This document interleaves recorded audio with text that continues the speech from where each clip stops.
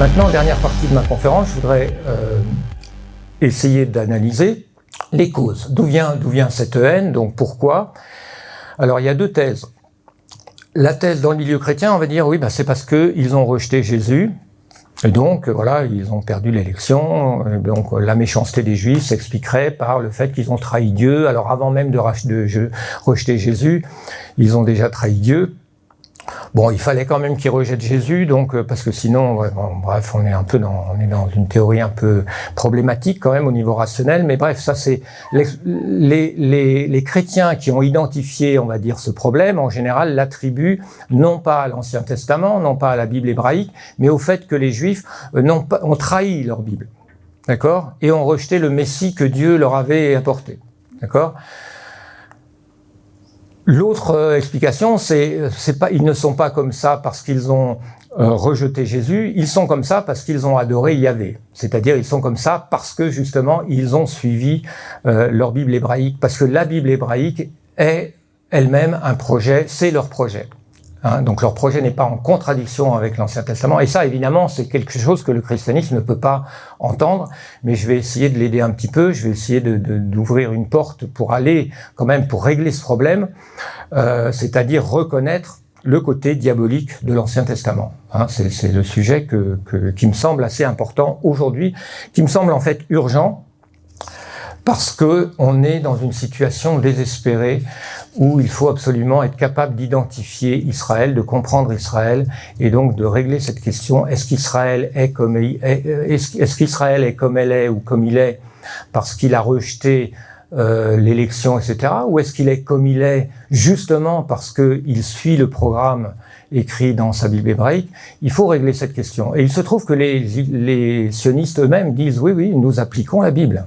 Ils n'arrêtent pas de le dire, mais nous ne l'entendons pas, nous ne voulons pas l'entendre. Nous pensons qu'ils nous manipulent, mais en réalité non, si on regarde de près. Donc je vais aborder un peu ce problème. Dans l'Ancien Testament, on trouve des choses, donc là je vais pas détailler, c'est l'objet de mon livre du yahvisme au sionisme et d'autres choses. On trouve des choses qui sont tout à fait cohérentes avec l'esprit qui se manifeste dans notre civilisation de la part de cette communauté. On a même des sortes d'opérations à la Epstein, là, puisque Abraham prête sa sœur au pharaon pour en obtenir après une compensation sous forme de chameaux, d'esclaves et autres. Il la prête aussi au roi Abimélec des Phéniciens. Vous avez des histoires comme ça dans la Genèse, chapitre 12, chapitre 20, puis après Isaac fait la même chose.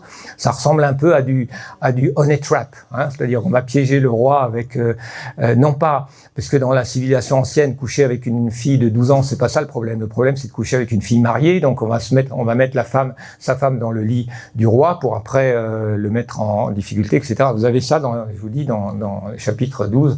C'est de ce niveau-là.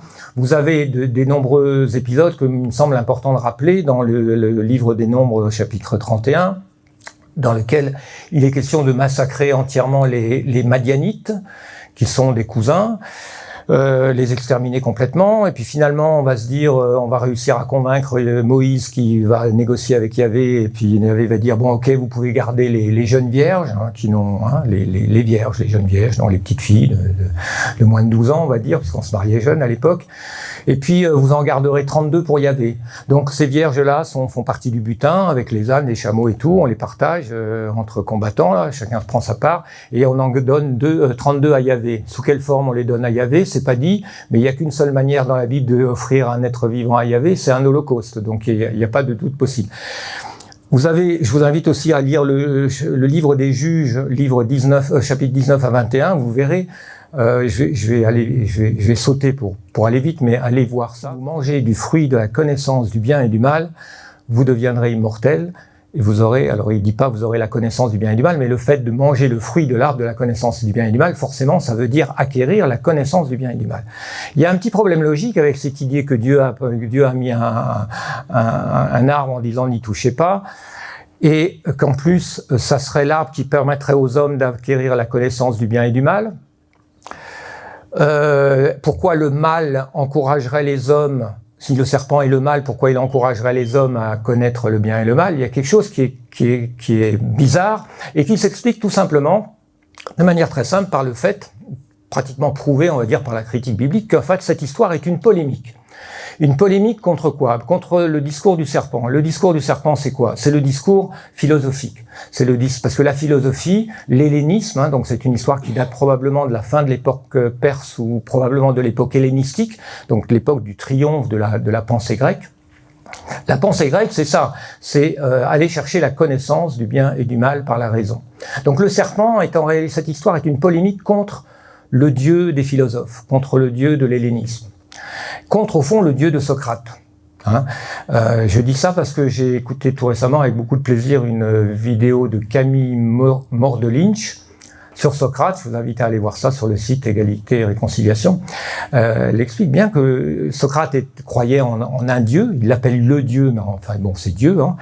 Et ce dieu ne nous impose pas sa vérité, mais nous a donné la raison pour nous rendre capables alors Socrate se considère comme, vous savez, comme une sage-femme qui aide les hommes à accoucher de la vérité. La vérité est en nous, Dieu nous a donné la capacité pour aller chercher. Bref, tout ça pour dire que lorsque on a repéré cette polémique, eh bien on peut commencer à se dire, mais au fond, est-ce que le serpent c'est pas le vrai Dieu?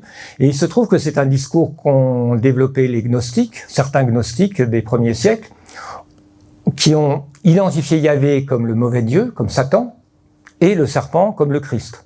C'est-à-dire que le serpent serait une sorte de préfiguration du Christ qui vient nous libérer par la connaissance du bien et du mal. C'est une théorie gnostique que n'aiment pas évidemment les catholiques un peu, comment dire, rigides, mais qui montre bien qu'il y a deux manières de voir, et quand on commence à comprendre qu'il y a quelque chose de fondamentalement diabolique dans le Dieu Yahvé, eh bien évidemment là on est devant un gros changement de paradigme qui est évidemment incompréhensible par beaucoup de gens, parce que si je dis ça, bien sûr, on va me dire, bah tiens, t'es un luciférien, t'es un sataniste. Mais quand on dit à quelqu'un qu'il est, parce qu'il y avait des romantiques, par exemple, qui ont un peu développé cet imaginaire, même Baudelaire, un peu, Milton, etc. On leur dit c'est des lucifériens. Non, c'est simplement qu'ils essayent de sortir de ce paradigme. Si vous dites à quelqu'un, si vous me dites à moi qui vient de dire ça, t'es un luciférien, simplement parce que vous êtes resté dans ce paradigme, mais moi j'essaye d'en sortir. Donc on ne peut pas dialoguer, si vous voulez. Moi, ce que je vous invite, c'est à en sortir. C'est en sortir pour voir, en tout cas, enfin, faire un essai, quoi. Vous pouvez sortir, garder la porte ouverte. Si vous voulez y revenir après, vous y revenez, Moi, aujourd'hui, je vous invite à faire un pas à l'extérieur et puis vous ferez ce que vous voulez. Alors, pour finir, question importante, est-ce qu'il faut choisir entre Socrate et Jésus? Est-ce que ça veut dire, lorsque je dis ça, est-ce que ça veut dire que je vous invite à rejeter Jésus? Non, pas du tout. Et cette question m'a beaucoup fait réfléchir, parce que non, en fait, je pense qu'on a besoin de Jésus plus que jamais.